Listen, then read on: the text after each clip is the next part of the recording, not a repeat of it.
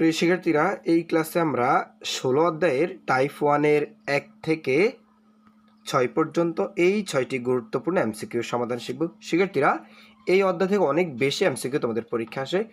So ক্লাসটি একটু মনোযোগ সহকারে প্রথম থেকে শেষ পর্যন্ত দেখো।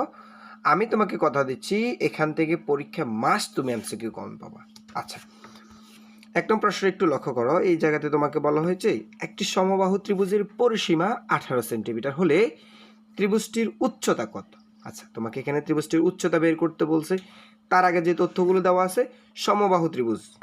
আচ্ছা, যেই ত্রিভুজের 3টা বাহু সমান আমরা তাকে কি বলি বলতো?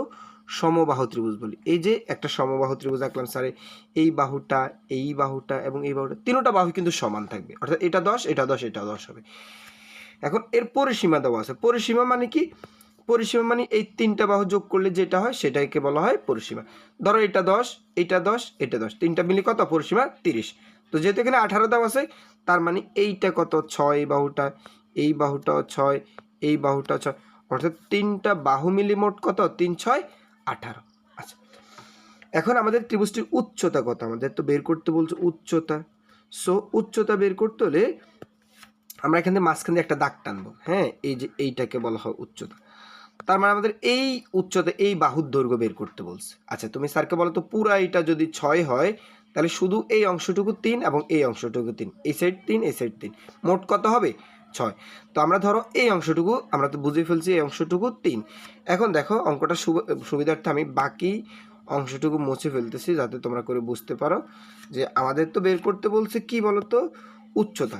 সো এই উচ্চতাটাই আমাদের বের করতে হবে। আচ্ছা, উচ্চতার সূত্র কিন্তু আমরা জানি যে ওই যে সমকোণী ত্রিভুজে পিথাগোরাসের উপপাদ্য, অতিভুজ স্কয়ার সমান কি? আমরা এইভাবে লিখতে পারি যে লম্ব স্কয়ার যোগ ভূমি স্কয়ার, লম্ব স্কয়ার যোগ ভূমি স্কয়ার সমান কি?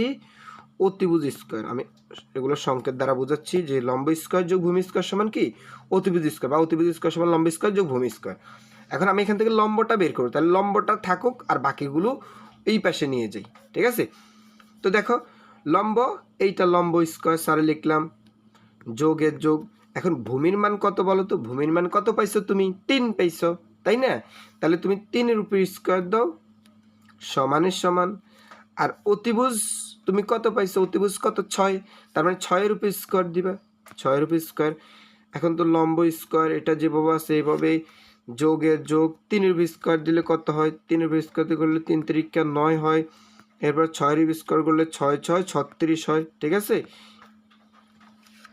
এই অংশটুকু তো তোমরা আশা করি বুঝছো। হ্যাঁ, এখন দেখো, আমাদেরকে তো লম্ব স্কয়ার বের করতে বলছো। লম্ব স্কয়ার রাখবো 36 সারে লিখে ফেলছি। এই যে এই 9টার পাশে যোগ আকার, ওই পাশে গেলে 36-এর সাথে কি আকার ধারণ করবে? বিয়োগ আকার। তাহলে আমি 9টা বিয়োগ আকারে লিখলাম এই পাশে। এখন এই লম্ব স্কয়ার এইটা যেভাবে আছে ধরো, লম্ব 36 থেকে 9 বিয়োগ করলে কত হবে? 27 হবে। কত হবে? 27। তাহলে এই যে লম্বর উপর একটা স্কয়ার ছিল, এইটা যদি সমান ছিল ডান পাশে নিয়ে যায় বা পক্ষান্তর করলে এটা রুট আকার ধারণ করবে। সো 27-এর উপর রুট দিলে কত হবে? 27-এর উপর রুট দিলে হবে 3√3। তার মানে আমাদের এই লম্বটার মান কত? 3√3 পাইছি না আমরা? এটাই হচ্ছে আমাদের অ্যান্সার। আচ্ছা, আশা করি তোমরা বুঝতে পারছো। হ্যাঁ, একইভাবে আমরা 2 নম্বর প্রশ্নটা একটু দেখব। ঠিক আছে? এই জায়গাটা তো তুমি যদি একটু লক্ষ্য করো, এখানে একটি সমবাহু ত্রিভুজের পরিসীমা দেওয়া আছে। ওই যে সমবাহু ত্রিভুজ আবার বলছে, তার মানে 3টা বাহু সমান। আচ্ছা, 3টা বাহু সমান এইরকম একটা সমবাহু ত্রিভুজ। 3টা বাহুই কিন্তু সমান, এই বাহুটা, এই বাহুটা, এই বাহুটা, 3টা বাহু সমান। এর পরিসীমা দেওয়া আছে। তার মানে এবার পরিসীমা কত দেওয়া ছিল? 12, এবার হচ্ছে 12। তার মানে তুমি বুঝে ফেলছো, পরিসীমা মানে এই বাহুটা, এই বাহুটা, এই বাহুটা, 3টা বাহু মিলে যোগ করলে যেটা হয় সেটাকে বলা পরিসীমা। তার মানে তুমি বুঝছো, এইটা হচ্ছে 4, এইটাও 4, এইটাও 4। তার মানে ওই সমবাহু ত্রিভুজের প্রত্যেকটা বাহুর দৈর্ঘ্য কত? 4। তার মানে সমবাহু ত্রিভুজের এ সমান, মানে এ কে বলা হয় বাহু আর কি, এর সমান হচ্ছে 4। প্রত্যেকটা বাহুর দৈর্ঘ্য 4 হলে এর মান 4। এখন আমাদেরকে বের করতে বলছে কিন্তু ক্ষেত্রফল। কি বের করতে বলছে বলো তো? এই চিত্রটা থেকে, মানে অর্থাৎ আমাদের এখান থেকে ক্ষেত্রফলটা বের করতে হবে। তো ক্ষেত্রফলের সূত্র কি? ক্ষেত্রফলের সূত্র হচ্ছে √3/4, √3/4 a স্কয়ার। এইটা হচ্ছে সমবাহু ত্রিভুজের ক্ষেত্রফলের সূত্র। এখন তুমি কি করবা? এর মানটা বসাই দিবা। এর মান কত পাইছো? 4। তার মানে এর জায়গায় এখানে তুমি কত লিখবে? এই জায়গায় কত লিখবা? 4 লিখবা। জাস্ট তাহলে আমি এর জায়গায় 4 লিখলাম, উপরে একটা স্কোয়ার দিলাম। ওকে, আশা করি তোমরা বুঝছো এটা, হ্যাঁ, যে স্যারে এর জায়গায় শুধু 4টা দিলাম। আচ্ছা, এখন তুমি ক্যালকুলেশন করো, চাইলে তুমি পুরো এই কাজটা পুরোটা কাজটা ক্যালকুলেটার করতে পারো, অথবা আমরা ভেঙে ভেঙে করতে পারি। উপরে ধরো √3, এইটা যেভাবে আছে স্যার ওইভাবে লিখলাম। নিচে হচ্ছে 4, আর 4 স্কোয়ার করলে 4 4 16। এবার 16কে 4 দ্বারা ভাগ করলে 4 হয়, হ্যাঁ। পরে এই √3 এবং 4 গুণ করলে কি হয়, 4√3 হয়, 4√3। ওকে, এটা হচ্ছে আমাদের অ্যান্সার, এই যে খ অপশনটা। আচ্ছা, এর পরের অঙ্কটা দেখি, একই নিয়মে আমরা এটা দেখি। 3 নম্বর প্রশ্নটা যদি লক্ষ্য করো, এই জায়গাতে ওইটার মতোই সেম টু সেম একটি সমবাহু ত্রিভুজের ক্ষেত্রফল দেওয়া আছে। এই জায়গাতে কি দেওয়া আছে, ক্ষেত্রফল 12√3, এই জায়গাতে ক্ষেত্রফলটা দেওয়া আছে। তো ক্ষেত্রফল তো তুমি জানো কি, √3/4, √3/4 এই স্কোয়ার, এইটা হচ্ছে আমাদের ক্ষেত্রফলের সূত্র। আচ্ছা, এখন এই জায়গাতে আমাদেরকে কি বের করতে বলছে, পরিসীমা। পরিসীমা কখন বের করতে পারবে, যখন তুমি এই একটা ত্রিভুজের মানে এই বাহুটার দৈর্ঘ্য এর মান যদি ধরো 3 পাও, এটা 3, এটা 3, এটা 3, 3 3 9, বা এটা যদি 10 পাও, এটাও 10, এটাও 10, 3 10 30, তার মানে তোমার একটা বাহুর দৈর্ঘ্য তোমাকে জানতে হবে, অর্থাৎ এর মানটা তোমাকে বের করতে হবে, ঠিক আছে। তো যেহেতু এই জায়গাতে ক্ষেত্রফল দেওয়া আছে, আমরা এটাকে ক্ষেত্রফলের সূত্রে লিখলাম √3/4 স্কোয়ার। এইটাও ক্ষেত্রফল, এইটাও ক্ষেত্রফল, এইটাও ক্ষেত্রফল, এটাও ক্ষেত্রফল। আমরা লিখতে পারি যে উভয়টাই কি আমাদের ক্ষেত্রফল। ওকে, এটা সমীকরণ তৈরি হয়ে গেল। এখন আমরা এই স্কোয়ারটা বের করব। সো এই স্কোয়ারটা রাখলাম, আর এই জায়গাতে এখানে 12√3, এই যে এখানে এইভাবে যাবে গুণাকারে। দেখো তো, এই 3টা ছিল উপরে, সমান চিহ্নের ডান পাশে গেলে নিচে, আবার 4টা ছিল নিচে, সমান চিহ্নের ডান পাশে পক্ষান্তর করলে উপরে চলে যাবে। তো চলে আমরা এটাকে আরও সহজে এটা এভাবে লিখতে পারি, 4টা চলে গেছে এখানে উপরে, আর √3টা চলে গেছে এখানে নিচে। ওকে, এখন যদি আমি √3 কেটে দিই, তাহলে এখানে কত, 12 আর 4 হলো, তো 4 12 48। তার মানে আমরা লিখতে পারি এখানে a স্কোয়ার সমান কত, 48, ঠিক আছে। এখন এর উপরে যে স্কোয়ার আছে, এটাকে তুমি সমান চিহ্নের ডান পাশে যাও, রুট দিবা, ঠিক আছে। তাহলে এর মান বের করবো, আমি শুধু এর মান বের করব। তাহলে আমি 48 রুট দিলাম। 48 রুট, কেন রুট, এটা বুঝছো কিনা যে 48 কেন, কারণ যে এই স্কোয়ারটা সমান চিহ্নের ডান পাশে পক্ষান্তর করলে এটা রুট আকার ধারণ করে। সো আমরা কি লিখতে পারি যে 48 আর ওই স্কোয়ারটার পাশে রুট আকার ধারণ করলে, এখন তুমি 48কে রুট দাও, 48কে রুট দিলে কত হবে জানো, 4√3, এটাই তুমি ক্যালকুলেটারে করবে। এখন একটা বাহুর দৈর্ঘ্য 4√3 হলে, মানে একটা ত্রিভুজ, তো এই ত্রিভুজটার মধ্যে এইটাও 4√3, এইটাও 4√3, সবগুলোই 4√3, কারণ সবগুলো বাহু কি, সমবাহু ত্রিভুজের সবগুলোই বাহু সমান 4√3। ওকে, এখন তুমি এই 3টা বাহু যোগ করো, 3টা বাহু যোগ করলে কি বের হয়, পরিসীমা। যেহেতু তোমাকে পরিসীমা বের করতে বলছে, তার মানে এইটা 3টা, অর্থাৎ 4√3 এটা তুমি যোগ করলে কত হবে, 12√3। ওকে, আচ্ছা, তার মানে আমাদের খ হচ্ছে অ্যান্সার, ঠিক আছে।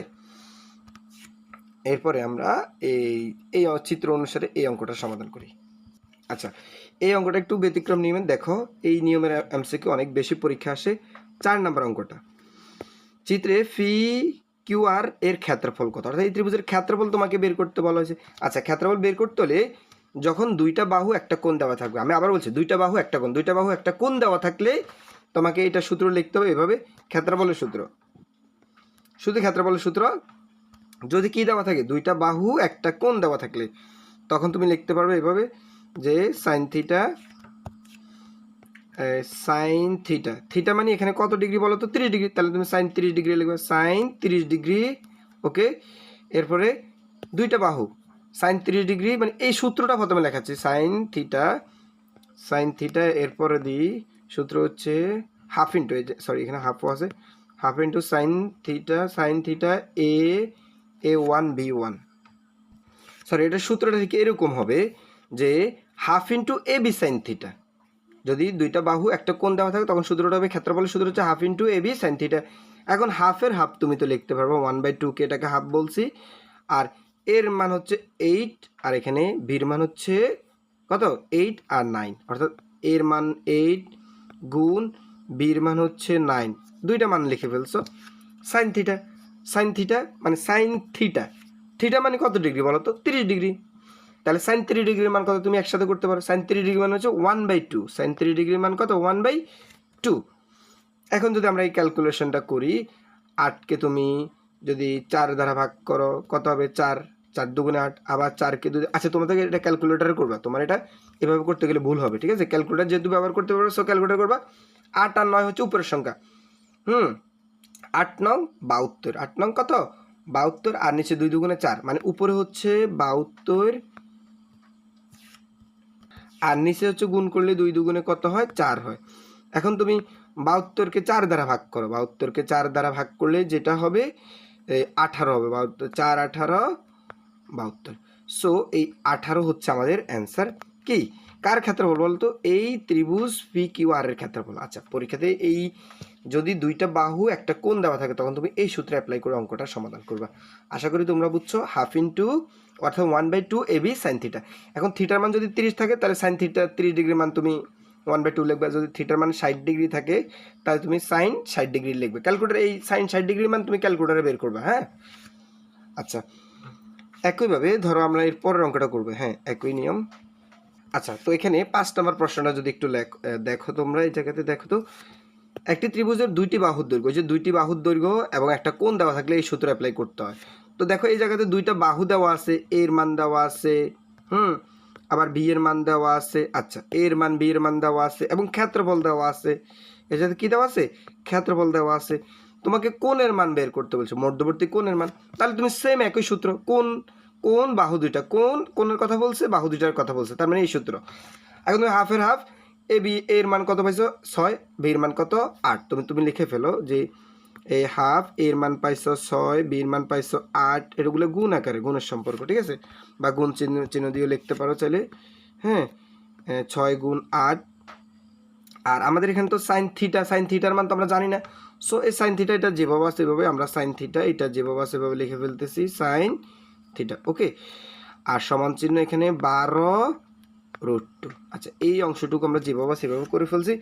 এখন দেখো সাইন থিটাটা আমরা বের করবো, কারণ আমাদের টার্গেট তো সাইন থিটা বের করা। আর এইগুলো আমরা একটু ক্যালকুলেশন করি যে 6 আর 48, 6 আর কত? 48।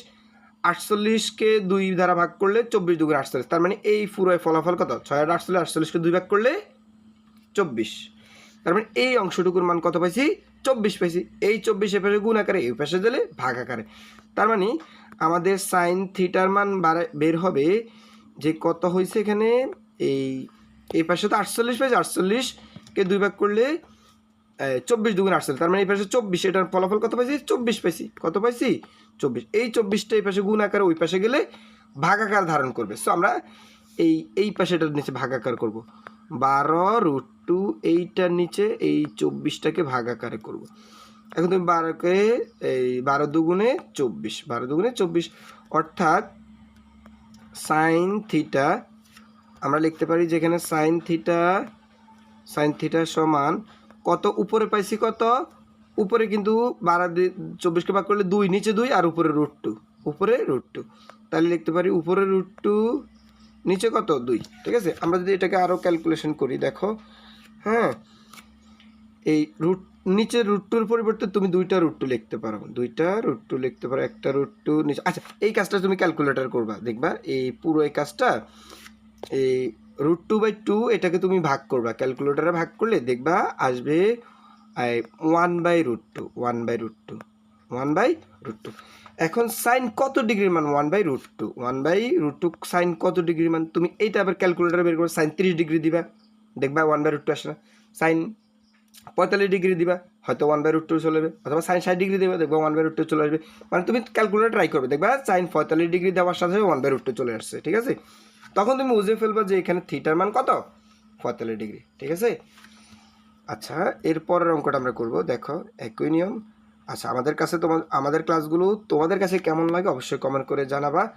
আর ক্লাসগুলো ভালো লাগে অবশ্যই একটা লাইক করে দেবা। শিক্ষার্থীরা, আরেকটা বিষয়, তোমরা যদি চাও আমাদের কাছ থেকে এই সুপার সাজেশন পিডিএফটি নিতে পারো। এটা নিলে তোমার সুবিধাটা কি? ধরো তুমি কোনো একটা অঙ্ক বুঝতেছো না, সাথে সাথে এই যে এখানে কিউআর কোড দেওয়া রয়েছে, অথবা এখানে ক্লিক করো, জাস্ট এখানে চাপ দিলে বা টাচ করলেই তুমি ওই ক্লাসটা পেয়ে যাবে।